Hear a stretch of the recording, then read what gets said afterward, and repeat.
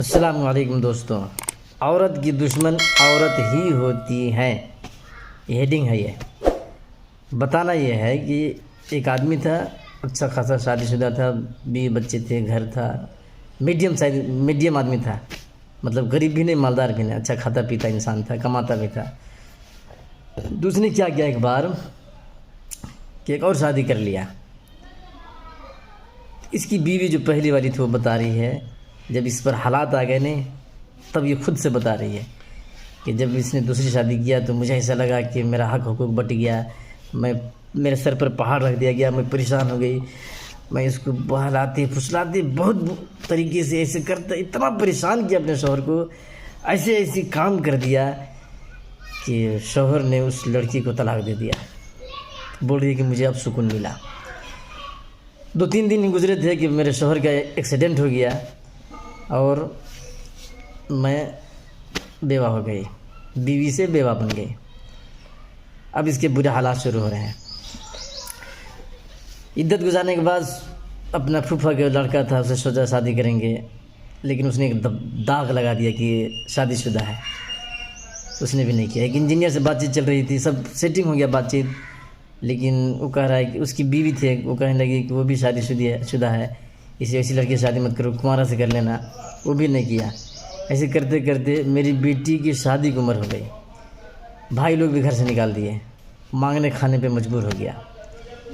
تو دیکھو، عورت کی دشمن عورت ہے۔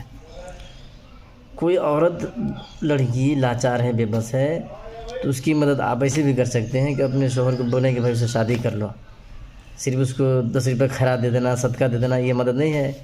اس کو شادی کر کے اپنے گھر میں لا کے رکھو، پرورش کرو، اس کو بھی دین کی باتیں سکھاؤ، سمجھاؤ، دین بھی بناؤ، دنیا بھی بناؤ۔ مرد شادی کر کے لاتا، عورتیں پریشان ہوتی ہیں۔ ارے بھائی، ایمانداری سے، دینداری سے رہو۔ جب شریعت میں اجازت ہے تو پھر اس سے نفرت کیوں؟ وہ عورت جس کا شوہر مر گیا نہیں، وہ اتنا پریشان ہوئی، اتنی پریشانی کہ عالم میں تھی، کہہ رہی تھی کہ میں اپنے قوم کو کیسے سمجھاؤں کہ ایک مرد 2 4 شادی کر سکتا ہے، میں کیسے کہوں یہ ناجائز، یہ منحوس رسم و رواج کس نے لایا ہے اسلام کے اندر؟ اسلام میں تو ایسا ہے ہی نہیں ہے۔ جب اس کے سر پر مصیبت آئی نہیں تب اس کو سمجھ میں آیا 2 شادی کا فائدہ، 3 شادی کا فائدہ۔ تو عورت کی دشمن تو عورت ہی ہے، یہی لوگ کاٹتے ہیں۔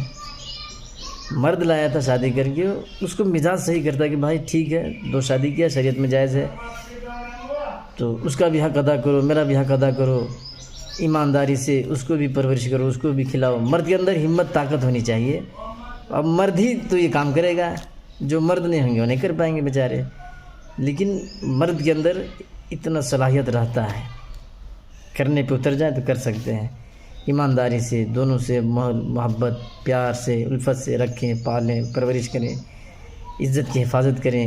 شادی کرنا دین ہے بھائی، عبادت ہے۔ اس کو ہم لوگوں نے پتہ نہیں کیا کیا سمجھ رکھا ہے۔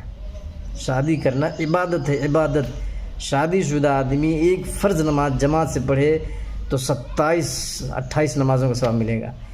غیر شادی شدہ آدمی ایک نماز پڑھے تو ایک ہی نماز کا ثواب ملتا ہے۔ تو شادی عبادت ہے۔ امام ابو حنیفہ رحمۃ اللہ علیہ کے نزدیک شادی کرنا افضل ہے معاملات سے، روزہ رکھنے سے، ایسے نوافل عبادت کرنے سے۔ امام شافعی رحمۃ اللہ علیہ کے نزدیک نافل نماز پڑھنا افضل ہے شادی کرنے سے۔ تو بھائی ہم حنفی ہیں، اس لیے شادی کی بات کریں گے۔ شادی کرنا نفل نماز سے زیادہ ثواب ملتا ہے، نفل نماز پڑھنے سے بھی زیادہ ثواب ملتا ہے، اس لیے کہ بندے کا، بچوں کا، بیوی کا حق ادا کر رہا ہے، پھر اللہ کی عبادت کرے گا تو حقوق اللہ بھی ادا کر رہا ہے، حقوق العباد بھی ادا کر رہا ہے۔ دنیا کے جھمیلے، پریشانیاں، کمانا، کھلانا، علاج، پڑھانا، سکھانا، تعلیم دینا، یہ ساری ذمہ داری نبھاتے ہوئے پھر اللہ کی عبادت بھی کرتا ہے، اس لیے اس کو زیادہ ثواب ملے گا، اس میں زیادہ ثواب ہے۔ اس لیے نکاح افضل ہے نفل نماز روزہ سے۔ نکاح کرنا افضل ہے نفلی روزہ نماز پڑھنے سے۔ یہ اس لیے نکاح عبادت ہے، اور عبادت مسجد میں ہونی چاہیے۔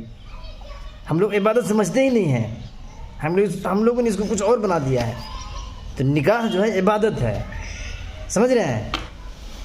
تو عبادت سمجھیں اس کو، اور عبادت کے طریقے پہ کریں۔